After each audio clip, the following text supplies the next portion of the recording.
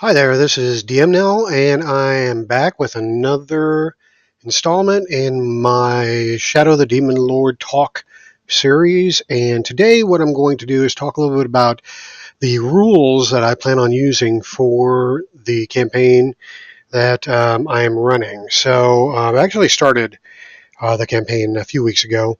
It's been a while since I did my last video, but I wanted to just kind of chronicle the process I went through to decide on which rules to use. So most of the rules are straight from the core rule book, but I did want to customize this campaign to include some of the optional rules that are available not only in the core rule book but also in a different supplement, and that supplement is the Forbidden Rules supplement. Now, Forbidden Rules is a supplement that was put out quite some time ago, maybe 2 or 3 years ago, by Robert Schwab, and it was a compilation of rules that he had play tested, but ultimately had decided against including in the core rulebook, not because they were necessarily incompatible with the game, but he was looking for a certain feel for the game and a certain way that the game would run. And he was looking for some streamlining, and some of these optional rules made the game a little bit more cumbersome than he was comfortable with. So he relegated those rules to this supplement, and they're really now just a collection of optional rules that GMs can use in their games. And he does go so far as to say that a GM should not implement all of these rules because some of them may conflict with others. All of these rules that are in Forbidden Rules have been tried out at one point or another, but they've not been tried out all together. So that could create some unforeseen problems if a GM were to do that. So what he recommended is if you're going to try some of these rules in your game, try a couple, maximum 2, 3 or so, and see how they work in your game, see if you like them. So that's pretty much what I have been doing in previous campaigns, and in this campaign that I'm running now, I went through not only the core rule book but also the Forbidden Rules to see which rules supplement optional rules I wanted to include in this campaign to capture the feel for the campaign that I wanted to run. So let's get to it. Now, let me start with the core rulebook, and if I can get it right sized here, I'll bring it over. There we go. All right, so the core rulebook is my main source for rules, and I try to stick to the main rulebook as much as possible. I really dislike games that have way too many house rules. Simply because it stops being the game that you wanted to play at a certain point when a GM has brought in so many optional rules that it just doesn't really even seem like the same game. So I wanted to avoid that, but at the same time I wanted to customize this to a certain degree so that I do have a game that I want to run and also still be Shadow the Demon Lord. So in going through this book, most of the rules are as written. There is one rule in the GM section, and if I can find it here,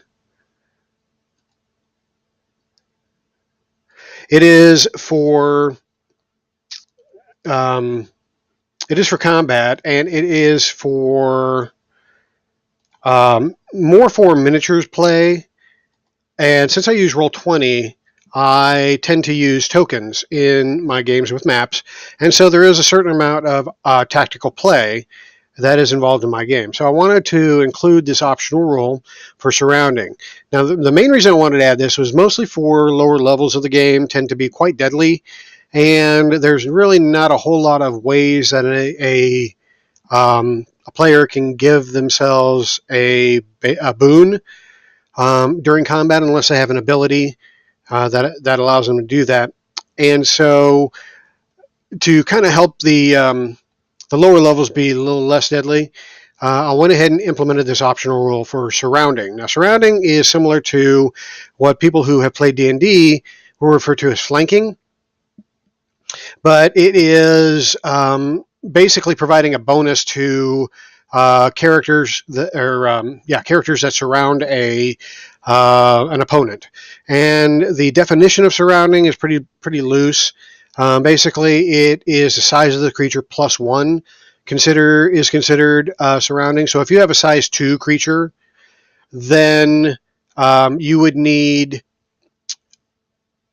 two creatures, essentially. Actually, three creatures. You would need three creatures attacking this. I'm thinking through this as and I'm visualizing as well as I'm talking. But you would need three creatures surrounding the size 2 creature in order to consider it surrounded. Um, so the player characters are all medium size or small, and so that really doesn't matter. But what does matter is how many of them are surrounding the size 2 creature. So 2 plus 1 is 3, and that would be the number of creatures that you would need surrounding, or number of PCs surrounding the creature for it to be considered surround dead. That's a long way of saying that. So the bonus will come into play if the players are teaming up on one opponent, which they do, and they do so rightly because that is a valid tactic. During combat, you definitely want to gang up on your opponents as much as possible. So this rule actually gives them a benefit for doing that. So that is probably one of the main house rules that, or house rules that I included in the game that I'm running now. So what I would like to share with you is the page on house rules that I set up so that not only I, but my players would remember. And this is in Roll20 again. And you can create pages like this in Roll20.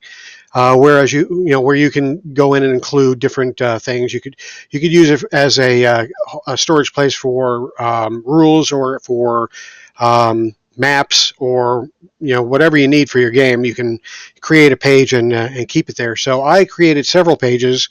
I actually created a whole tab for rules, and I cut and paste most of the rules that I wanted myself or my players or both to have access to during the game, so we wouldn't have to keep referring to the rule book. We would actually have it incorporated into Roll20. So that took a little bit of work, but it has already paid off, and it has been worthwhile for me to just be able to come over here and look up the rule for whatever. So this is my house rule page, and as you can see, I have surrounding as the number 1 house rule. I have it copy and pasted here from the rulebook, core rulebook.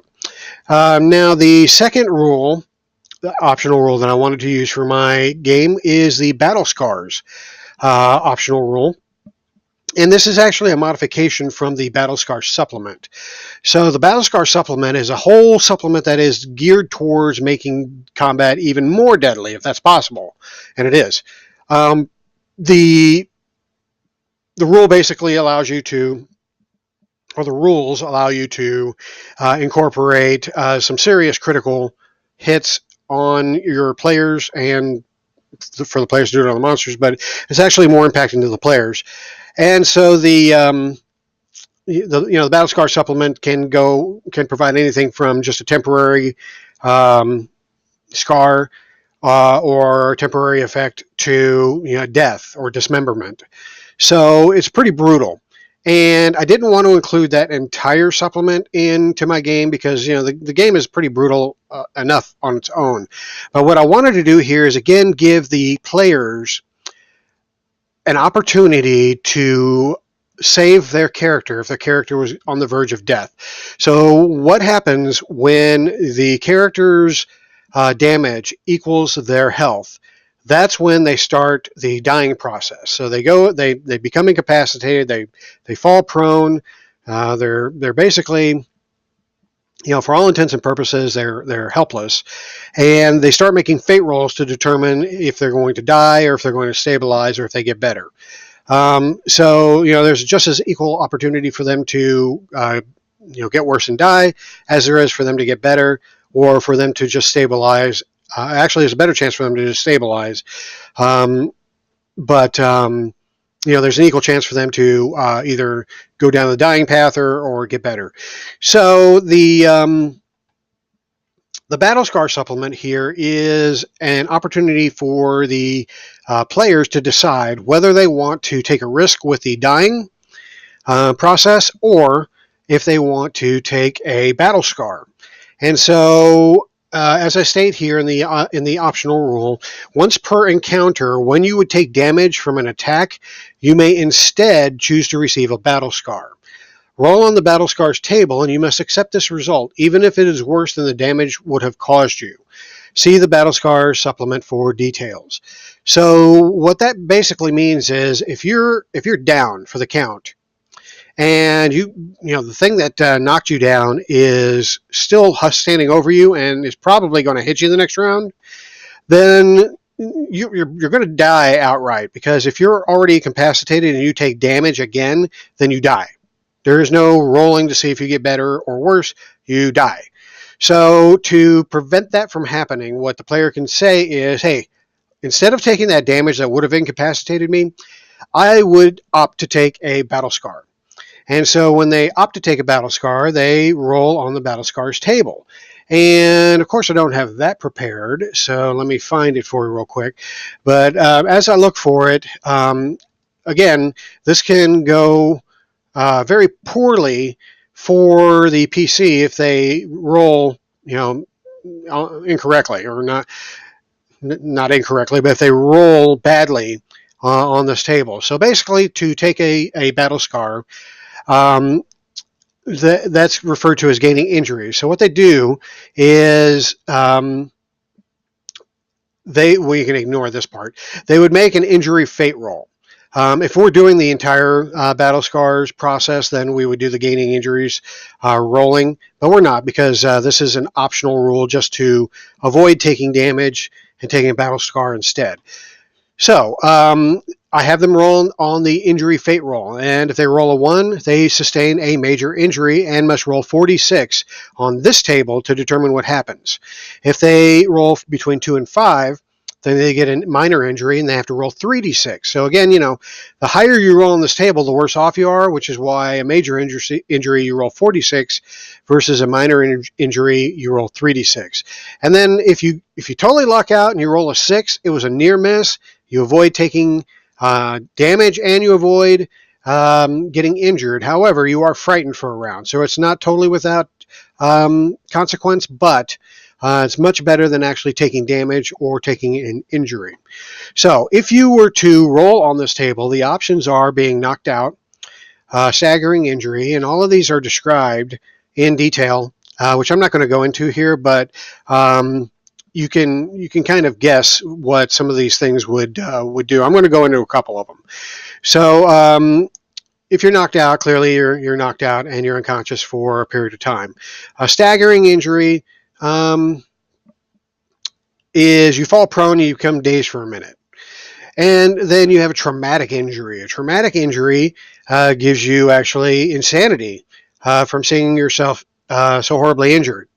And then there's a painful injury. A painful injury would be getting kicked in the nuts. That would cause you to be impaired for a period of time, which is a minute. And then you have a minor injury. And then a minor injury would be, let's see, where is a minor injury? Here it is. You suffer a minor injury. It causes you to become impaired for a round. Then you got a bleeding injury. And a bleeding injury means you take ongoing damage to the tune of 1d6 at the end of each round. So those are the sorts of things that you can roll. Now, of course, the bad stuff are towards the end. And, the catastrophic injury is the worst. If you have a catastrophic injury, you die and your body or what's left of it falls prone. If you have a horrific injury, then you find the H's on this. And horrific injury means blood blushes from your body, shock causes your organs to fail, or something fundamental to your well-being stops working. So you have to roll on this table to see what type of permanent damage you end up sustaining. So if you if you get a horrific injury, then you could end up with a minus two perception. So let's say you got hit in the head or in the eyes. That would cause you minus two to perception. If you got hit in the legs, that could be minus one to agility. Or if you were hit in the legs, it could be minus two to your speed. Let's say you get hit in your torso and your heart is pierced, and it causes you to lose some strength. Anyway, all those things are possible when you receive a horrific injury. So the higher you roll on this table, the worse off you are. So you definitely, when you roll 46, you're hoping, for once, you're hoping not to get 4 6s, because if you did, that would be death.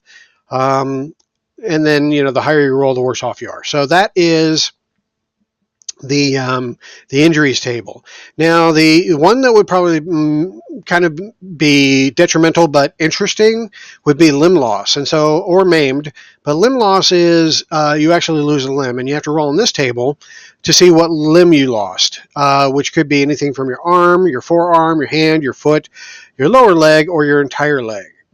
And then, of course, if you're maimed, you could lose an extremity and become dazed for a round. So you could lose a patch of skin, an ear, some toes, some fingers, your nose, or an eye. So as you can see, battle scars is pretty brutal. And so I wanted it to be an optional rule for the players to choose if they want to avoid death outright. Which, of course, this doesn't totally avoid, but the chances of getting death outright here are much less than it would be if you are incapacitated and the thing that knocked you out is standing over you, getting ready to deal the final blow. All right, so that is the optional rule that I wanted for battle rules. So we have surrounding, battle scars, and the next one is the optional rule for skills instead of professions. Now, this comes from the Forbidden Rules supplement. And the Forbidden Rules supplement is this bad boy right here. Has that cover, which is pretty cool. And it is, like I said, chock full of different optional rules. So skills is one of them. And when I go to skills, it provides me with some options on changing the current profession-based rules into skill-based rules. Now, those of you who have played 3rd edition D&D or 3.5 know how this kind of works, because this has a ranking system like the 3rd edition rules for D&D did. Not quite the same, but it is kind of sort of similar. So the professions, let me back up. So normally when you roll up a character, you get professions as part of your character creation process. And the professions are how you interact with the world. So if you are if your profession is in, let's say you were a temple guard. Okay, so if you're a temple guard, that exposes you to a few skills that you then could potentially use later in the game. So a temple guard, you're guarding a temple, so you have some perception skills when you're on guard duty. Another thing would be is you're exposed to religious activity around you. You're exposed to different types of ideologies, and so all these things can come into play when you are just adventuring. And if you can convince your DM that your temple guard duty would help you to have some knowledge in a specific area, or would help you out in a specific circumstance, then you would apply a boon to whatever roles you would need for that circumstance. So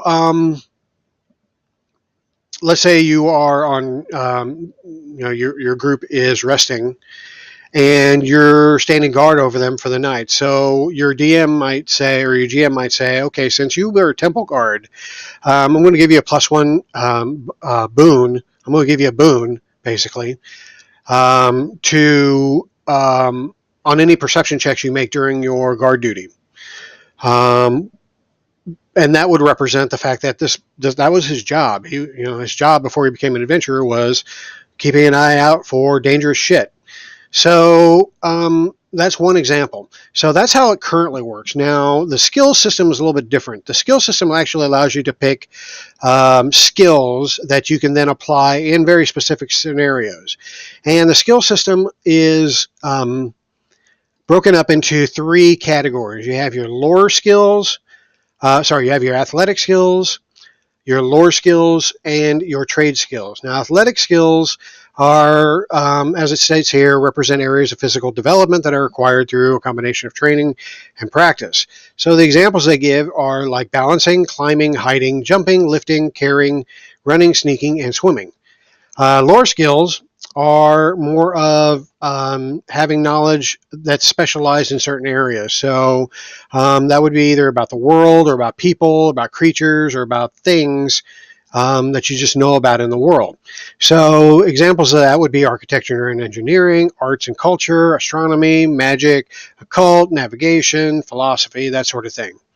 Language is also kind of a lore skill, but it's treated a little bit differently in that every time you gain a language, um, you either, well, the default is that you know how to speak it, but you don't necessarily know how to read or write it. So if you were to gain a lore skill and choose learning a new language, then you would be able to speak it, but you wouldn't be able to read it or write it. And you would have to choose that again in order to have 2 ranks in it and be able then to read and write the language.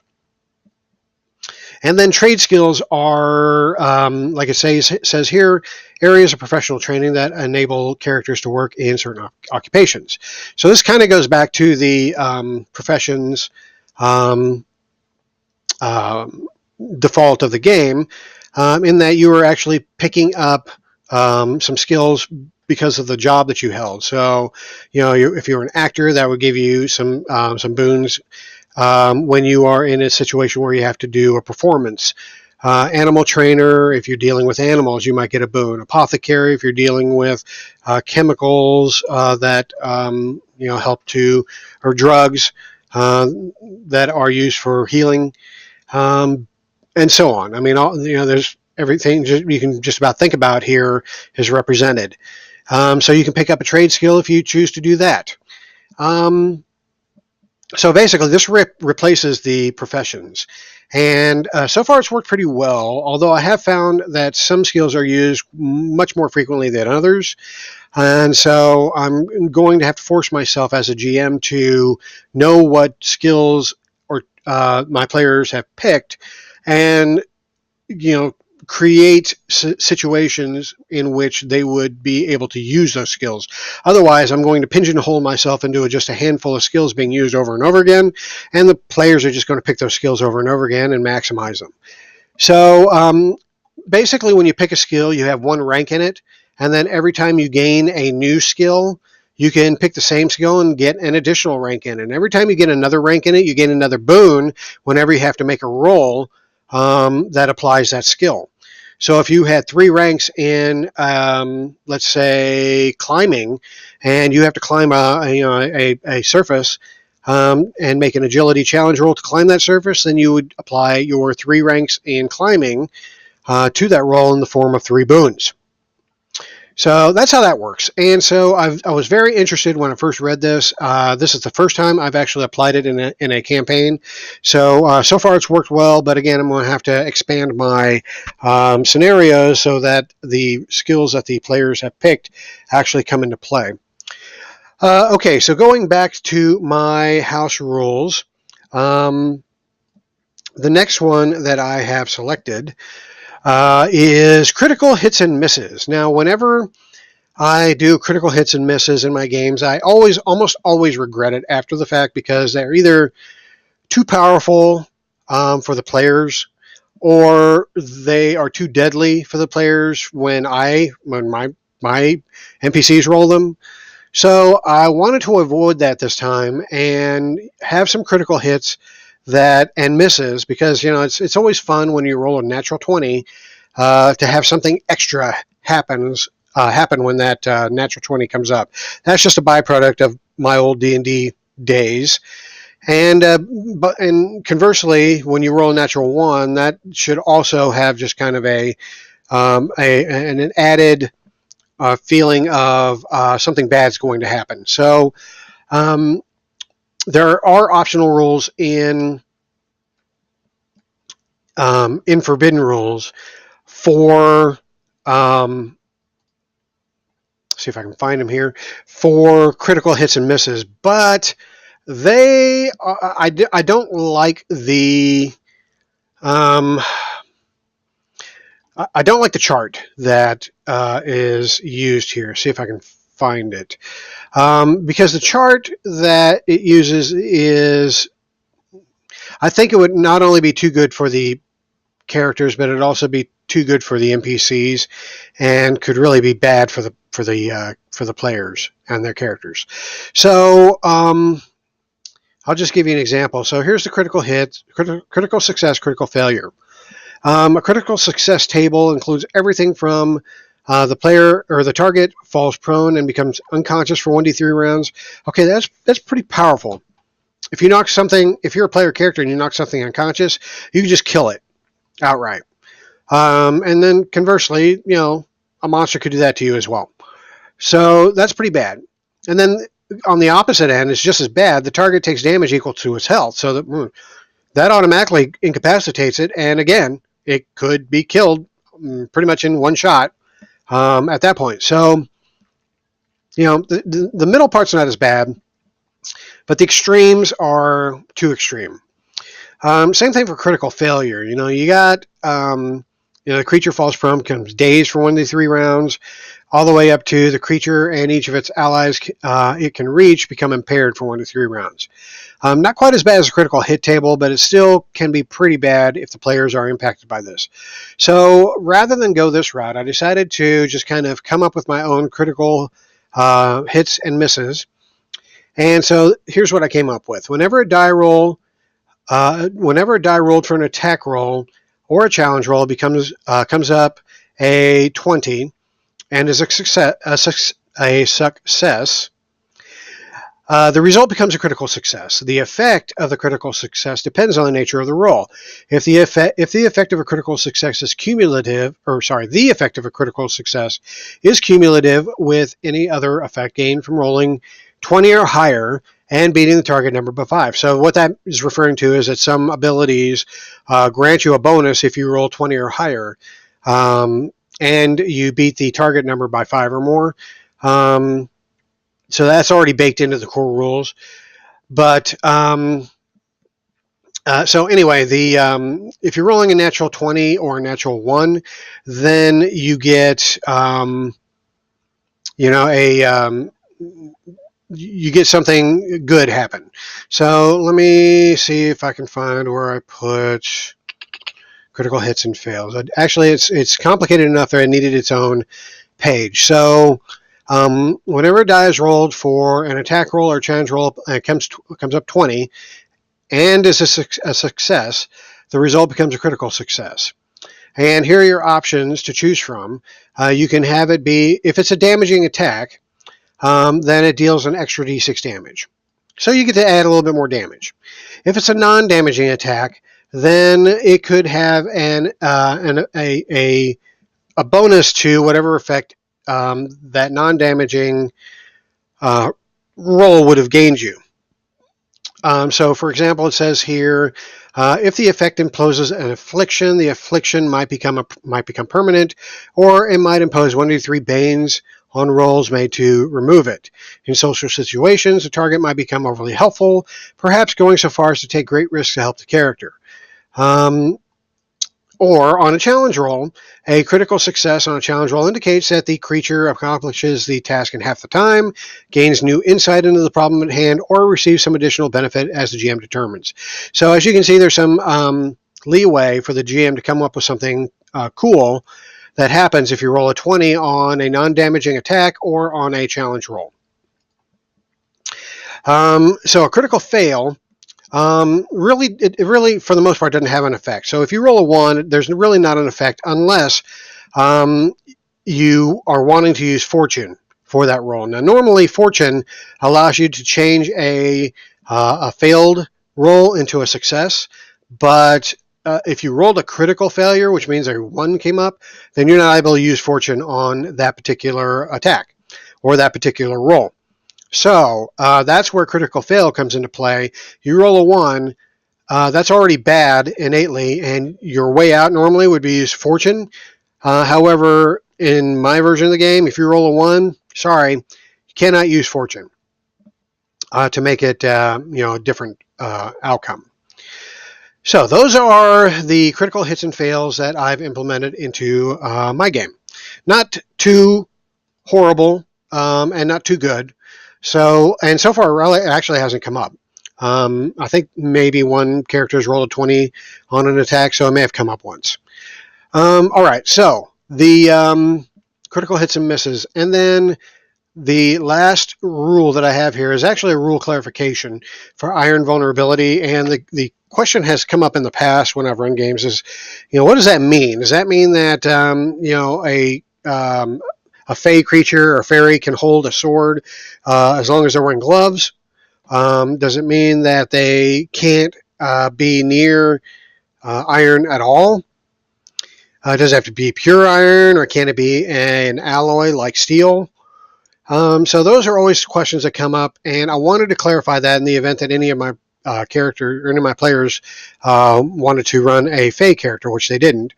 But here's the rule anyway. Characters that have this trait cannot abide iron in any form. They cannot use, hold, have on their person, or even have within their space that they occupy without being negatively affected by this substance. If an object of iron is within the square of the character that the character occupies, they will suffer from the iron vulnerability trait. And that applies also if the character is moving through the square of a friendly player, which I allow in my games, and that friendly player has an iron object. Then as they pass through that character square, they will suffer the iron vulnerability at that point because they're passing through that guy's square, which makes it their square, and therefore that iron is now affecting them. Okay, and then the last thing that I did for my campaign is I wanted to limit the ancestries that were being used because based on my last campaign that I ran, we had I had some difficulty with one of the player characters running a Jotun, and the Jotun, in my opinion, is pretty powerful, almost overpowered when compared to some of the other ancestries, and so there was a significant power imbalance that caused some issues in my game, and I really wanted to avoid that. So that, and also I wanted to avoid some ancestries that would just cause problems for the type of campaign I was running. So the more monstrous races, like the vampire or the beastmen type races, or those sort of things, are not options in my game. So the ones that are options are the ones listed here: the human, changeling, dwarf, clockwork, orc, goblin, halfling, elf, gnome, faerun, or faun. All of those can pretty much get along in a human-centric civilization without too much difficulty. But if you try to bring a vampire into the picture, then all of a sudden you have lots of complexity that I, as a GM, have to account for, and I have too much to work on already. I don't want to have to think about the fact that there's a vampire in the party. All right, so those are the house rules that I came up with for my game, and that really kind of summarizes everything that I wanted to discuss in this video. I think in my next video, I'll go through some of the changes that I made to Roll20 to kind of make it easier for myself to run the game. I already kind of touched on it a little bit with my handouts, but I'll go through it a little bit more. So until then, keep your feet on the ground and keep reaching for the stars. No, that's Casey Kasem. Until then, I guess I will let you all go and give you a hearty hail to my fellow cultists. And let me see how I stop this crazy thing, Jane. Here we go.